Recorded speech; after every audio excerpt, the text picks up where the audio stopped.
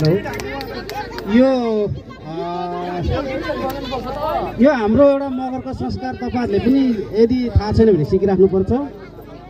यो कस्तो हुन्छ भने नि हामी तिहारको बेलामा यो कस्तो हुन्छ भने यो शिर उठाउने भनेको चाहिँ तिहारको बेलामा हामीले गाउँबाट हुर्रा अथवा देउसी लान्छौँ। लाने बेलामा चाहिँ एउटा त्यो मुल्के हुन्छ, त्यो गाउँको मुल्के हुन्छ।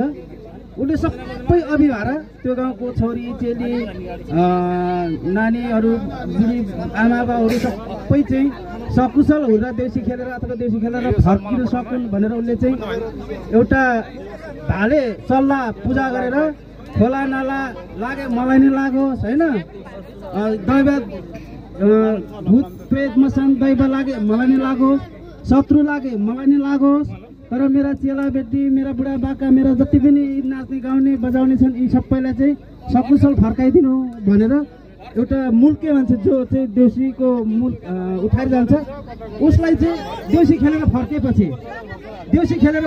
चाहिँ सकुशल मेरो परिवारलाई मेरो सहका सन्तानलाई सबैलाई एकदम आनन्दसँगले एकदम सकुशलसँगले सात खोला पारीबाट तारेर सात जङ्गल पारीबाट बचाएर ल्यायो भनेर चाहिँ 1 रुपियाँ पैसा दिएर शिर उठाउने चलन छ।